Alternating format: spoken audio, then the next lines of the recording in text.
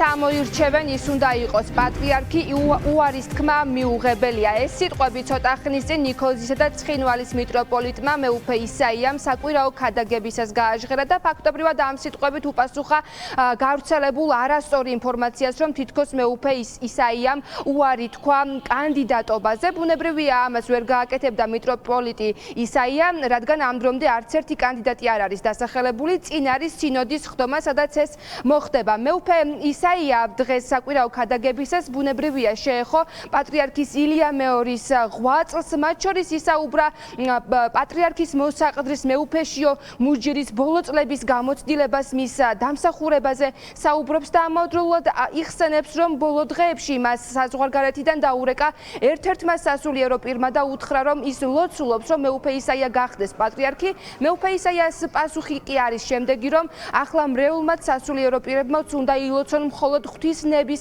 აღსრულებაზე და არა კონკრეტული სასულიერო პირების პატრიარქად დაყენებაზე. ის ამბობს, რომ ეს არის საკმაოდ დიდი პასუხისმგებლობა, გოლგოთას გზა, რომელსაც გადიოდა პატრიარქი ილია მეორე და ახლა ის მოუწოდებს როგორც მრევლს, ასევე სხვა სასულიერო პირებს, რომ ილოცონ მხოლოდ ღვთისნების აღსრულებაზე.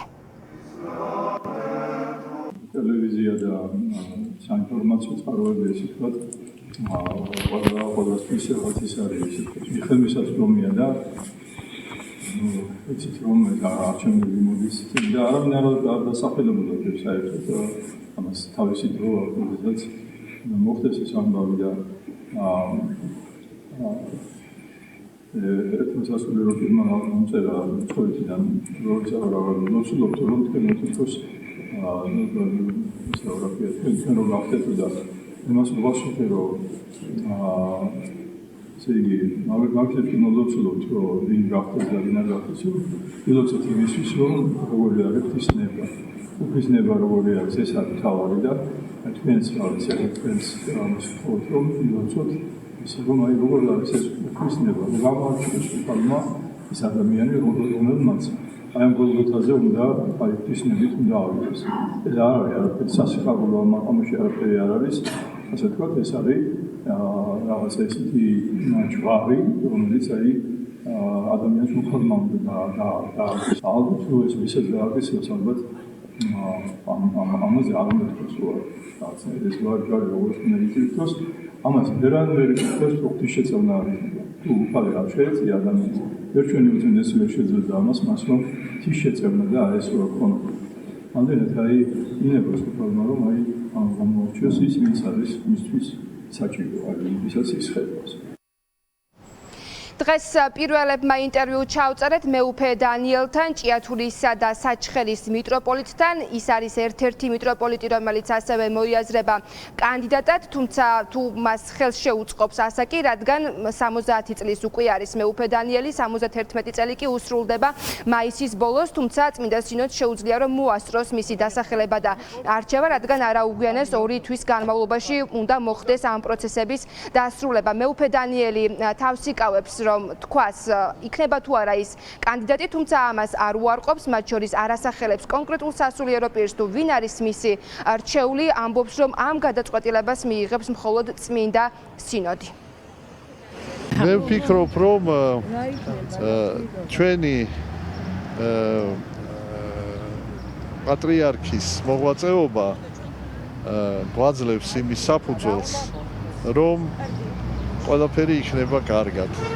და ეს კიდევ ერთხელ მთელი მისი მოღვაწეობა ამის დასტური იყო, მაგრამ კიდევ ერთხელ და ძალიან დიდი მასშტაბით ეს დაადასტურა იმ დღეებმა, რომელიც ჩვენ ერთად გამოვიარეთ. მთელი მსოფლიო შეძრულია, რომ იხილეს ესეთი საოცარი გამოვლინება ერთსულოვნებისა, სიყვარულისა და ეს იმას ნიშნავს, რომ მან დატოვა ისეთი ეკლესია, სადაც იქნება მშვიდობა და იქნება შემდგომი განვითარება ეკლესიის ცხოვრებისა. მეუფე დანიელ კანდიდატებთან დაკავშირებითაც მინდა კითხოთ, ვინც არ უნდა იყოს, ყველა არის პატრიარქის გზის გამგზელებელი და იქნება ის, ვის ღვთისნება, როგორიც იქნება, ის იქნება კანდიდატი. თქვენ თუ გყავთ რჩეული?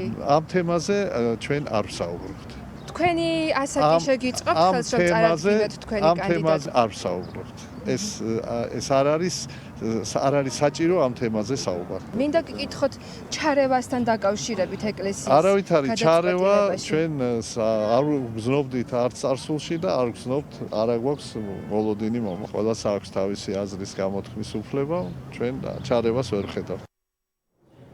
უნდა აღინიშნოს ის, რომ მეუფე ისაიას ნათლობა წლების წინ სწორედ მიტროპოლიტმა დანიელ დათუაშვილმა შეასრულა, ასე რომ ამ ორ მიტროპოლიტ შორის არსებობს ბუნებრივია კავშირი, განიხილება ისიც, რომ თუ მეუფე დანიელი საკუთარი ასაკის გამო ვერ მოახერხებს კანდიდატურის წარდგენას, მისი რჩეული შესაძლოა გახდეს სწორედაც მეუფე ისაია, თუმცა ახლა ყველაფერს აჩვენებს მოვლენების განვითარება, რადგან პატრიარქმა ილია მეორემ საკუთარი სიცოცხლეშივე დაასახელა საყდრე მეუფე შიომუჯირი სასულიერო პირთა ნაწილი მიიჩნევს, რომ სწორედ ეს დაბარებული სიტყვა ახლა უნდა აღსრულდეს, თუმცა ნაწილი სასულიერო პირების მიიჩნევს, რომ ახლა ყველაფერს გადაწყვეტს წმინდა სინოდი, რომ აღსრულდეს ღვთისნება.